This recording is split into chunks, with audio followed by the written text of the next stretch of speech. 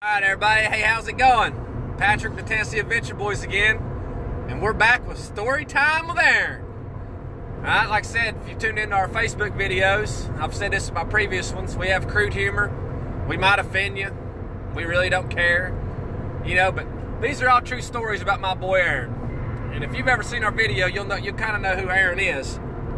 Well, this is a story about when Aaron went to jail. Now, all these are actual made up or real stories. None of this is made up. None of it's sugar-coated or exaggerated. But back, you know, Aaron's a teenager and stuff like that, he liked to toss back a few Americas. You know, well, Aaron wasn't old enough to be drinking Americas according to the law. But Aaron didn't care. So Aaron's had like 7 or 8 underage consumptions. And the judge is finally tired of seeing Aaron. So he's going to put Aaron in jail for a weekend. Well, they're out riding around the night that it happened. Okay, the night that he got his 8th one before the judge sent him to go to jail. Him and like 3 of his buddies are out riding around. Well, the guy that was driving and Aaron, they was down on a half a bottle of vodka back when Aaron used to drink liquor. And the 2 people in the back, they was just drinking beer. One of them was going to go to the Marines the following week. Well, they get pulled over. The guy driving, he warps it into a car wash and tries to get out and act like he's washing his truck. But he was so hammered where he was sitting down, as soon as he opened the door and went to take the first step out, he tripped over his own feet and fell out on his face on the pavement. Needless to say, the cop helped him up, and the other cop went and got Aaron out of the passenger seat, and they set him on the tailgate. They didn't put him in handcuffs yet. They were still asking him, trying to figure out what all was going on. One of their friends started crying like a baby back bitch, you know, until his grandpa, they called his grandpa, and his grandpa come and got him. And the other one was about ready to go to the Marines. The cop put him in the cop car, and he said, I'm taking him home. And the guy that was about to go to the Marines was like, well, what's going to happen to them? Pointing over at Aaron and his buddy. He said, well, they're going to go to jail. They're hammered. And he said, well, I'm going to go to jail too. I ain't letting my friends just go to jail and me go home and whatnot. And the guy's like, shut the fuck up and get in the car. You'll get yours next week. And apparently that cop was also an ex-Marine as well. Well, anyway, so the cops are sitting there talking, you know, amongst one another, trying to figure out what all was going on, what they're going to do with Aaron and his buddy that was drinking the vodka. And all of a sudden, Aaron's buddy just takes off freaking running. I mean, just hauling ass. Well, his pants fall down around his ankles, and he falls down, and like 3 cops freaking jump on him like Brock Lesnar and Goldberg at the same time. All right? Then they damn shackle him up, you know, handcuff him and put handcuffs around his feet, and then they hog tie his ass, and they carry him back to the damn truck bed and set him up there next to Aaron. Now, before all this started, they had just got done going to McDonald's, and they was getting 50 nuggets for $10. Well, they dropped a 20 on that, and they got 100 of them. And back then, that was my shit. Get drunk and eat some nuggets, man. You know, there's always so delicious. Well, they set Jordan back up on the truck bed, and Aaron's like, hey, man, he's like, I know I messed up and everything, and I'm going to jail, but I got these fresh nuggets in the truck. He's like, you care if I eat them? I got 100 of them in there. And the cop was like, yeah, you know, you've been pretty straightforward with this. It's pretty cool. Go ahead and do what you got to do. Well, Aaron said, I'm going to go back here and get these nuggets. I'm not getting nothing else out the car. You know, don't shoot me. The cops just kind of start laughing and whatnot. Well, Aaron gets his nuggets, and he's sitting there eating them. And Aaron's buddy's like, hey, man, he's like, I want one of them nuggets. Can I eat one of them? And Aaron asked the cops, he's like, hey, man, he's like, you care if my buddy can I feed him some of these nuggets? And they're like, yeah, man, go for it. So Aaron starts feeding him some nuggets. Well, Aaron's buddy was like, hey, man, he's like, can I get some of that ranch to go in that nugget? Aaron's like, hell yeah, you can get some of this ranch. So Aaron's like, man, I triple dunked this nugget in this ranch. He's like, I'm talking about like it was layered. He's like, it was so messy. And I went to go, he opened his mouth, and I went to put it in his mouth, and I marked it up the side of his face. So he's got this big-ass white streak going up down the side of his face, and where he's hog-tied, he can't wipe it off with nothing. So he's starting to freak out and like slam his head against the truck bed and stuff, like, you know, cussing Aaron, talking about how he's going to kill him and shit. And Aaron's like, and I'm just laughing. And the cops are laughing at him. Well, they take us to jail, or they take Aaron to jail. And they walk in, there's this big-ass black dude in there, and he's like, oh, yeah. He's like, that's my shit right there. That's my shit right there. He was going to go in here with me. And Aaron looked over at the cop, and he's like, man, I'd really like to not go into any one of those cells with him or my buddy. Because his buddy, is threatening to kill him and shit. But I guess that big black guy liked how he had that big white streak going down the side of his face, Because out there just kind of had a calling that, he did something other than talking with his mouth. Well, so they put Aaron's buddy in the cell, and the black dude was in the other cell. Well, Aaron got to go back here where all the cops hang out at and shit, and he's just sitting back there, not even handcuffed or nothing. Well, all of a sudden, Aaron's buddy's dad walks into the police station, rings the bell. The cops are like, who's that? Aaron's like, I don't know, I can't see from there. And they're like, well, get up. So Aaron went up and he looked, and he's like, oh, man. He's like, that's his dad. He's like, hand him that paperwork and say we'll let him out in a minute. So Aaron grabs the paperwork, hands it to his buddy's dad, which he knows very well. And he's like, hey, John, how's it going? He's like, yeah, if you sign this, they'll let Bobby out, in a few minutes. And John looked at Aaron. He's like, what I'm trying to figure out is what he's doing in there and you're doing back there. By that time, Bobby was daggone slamming his head against the daggone window, screaming how he's going to kill them all and shit. And Aaron's like, probably because he's acting like that. And then, anyway, Aaron's buddy's dad, John, was like, I don't want you ever hanging out with my kid again because you're a bad influence. And Aaron's like, okay. Well, Aaron goes to court. The judge lets him out and everything. Says he's got to do 48 hours jail time. He's going to do weekend shifts. 7 at night on Friday till 7 in the morning on Sunday, or 7 at night on Sunday. Until he worked his time off. Well, Aaron goes in there and he's like, man, he said, dude, my first time in jail, I'm by myself and stuff. I'm scared to death.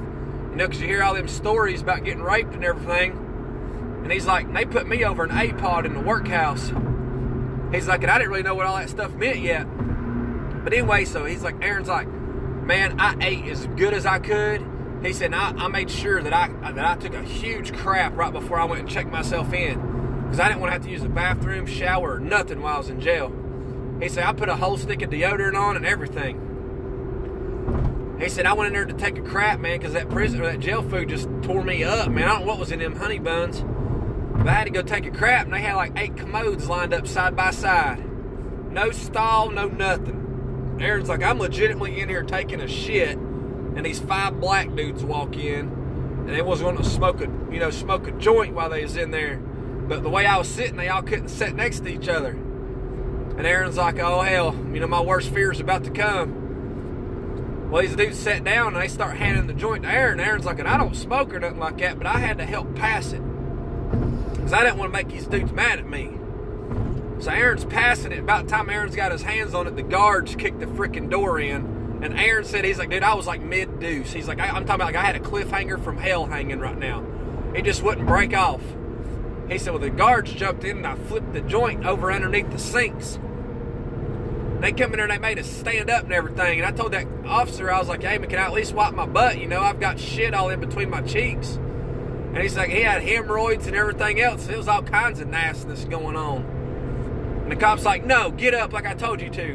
And Aaron's like, oh, man, please don't, dude. He said, I've got it all in between my cheeks. It's going to be so bad. And the cop said, or the guard's like, I don't give a shit, get up. So they got him up and they put him against the wall. And they put him out in the holding cell for like 6 hours. And they finally bring another guard in there that Aaron was friends with on the civilian part of it, when they ain't locked up doing work and shit. And he's like, hey man, he's like, listen, I know you got to ask me a lot of questions and stuff, and I'm cool with that. He's like, but will you please let me take a shower first? He's like, they wouldn't let me wipe my butt whenever they caught us doing this, and I wasn't smoking it. He's like, I was just in the wrong place at the wrong time. And he's like, and I got shit all caked in between my butt cheeks, and it's all crusted up, and every time I go to walk, it pulls a hair. And it really don't feel that great. He's like, so you mind if I take a shower real quick? And the guy's like, well, you better hurry up. So the dude lets him take a shower, and it was almost his lunch break.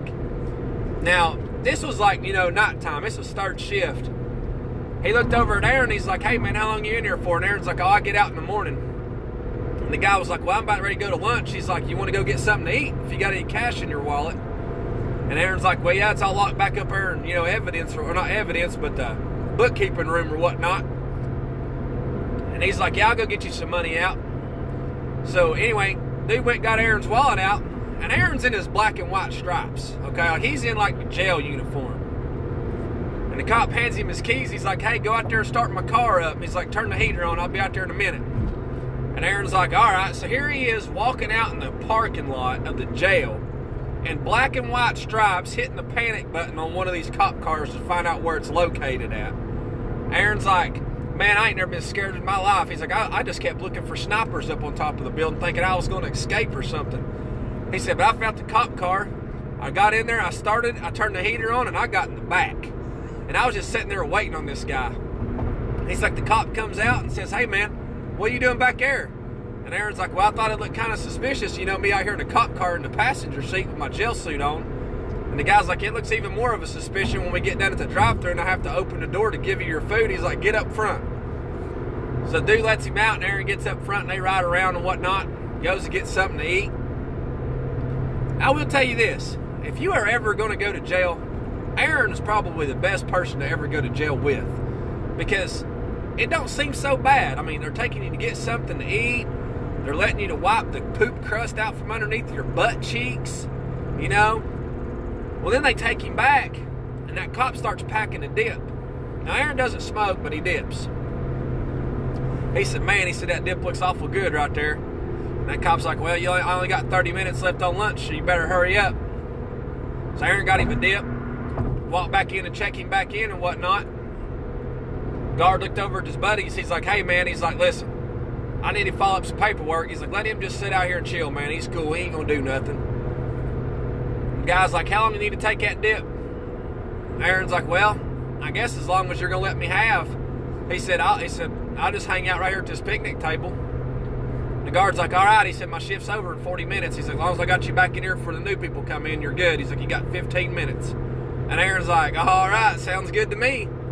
Well, dude come back in 20 minutes and said, hey, Aaron, it's time to come on. Aaron throws his dip out, and he goes back inside. And they lock him up with these 4 old people.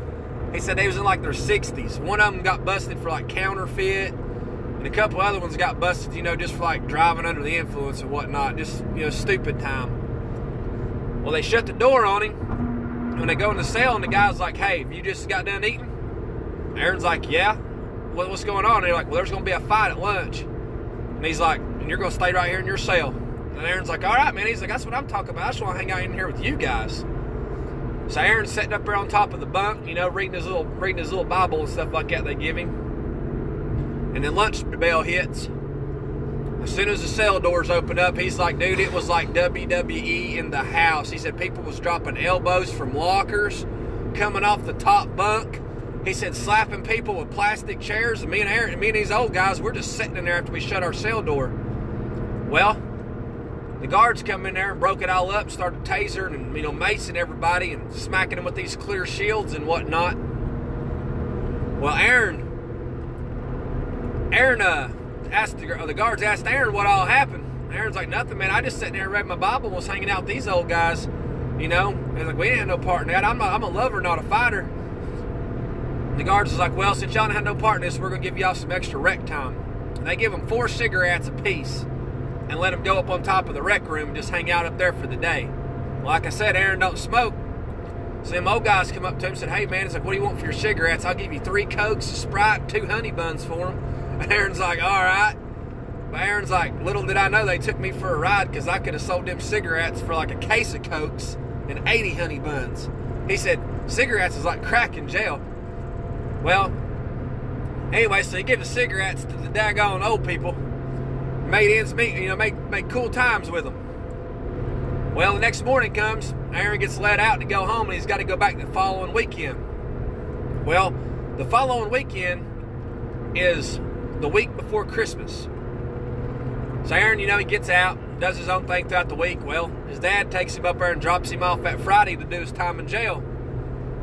Well, they wouldn't book him because they ain't had no paperwork on him. And Aaron's like, yo, dude, he's like, I'm telling you, the judge said I have to be in here for 48 hours. He's like, I've got to be here. The guy's like, I'm sorry, I can't let you in here without no paperwork on you. Aaron's like, well, what do I do? And the guy's like, I don't know. And Aaron's like, well, can I call my dad to come back and get me? So he calls his dad. He's like, hey, Dad. He's like, they're not going to let me in jail. And his dad's like, you need to quit fucking playing and get your ass inside that jail. And he's like, no, Dad, I'm being serious. I'm like standing here with the cops. They won't let me in because they ain't got no paperwork on me.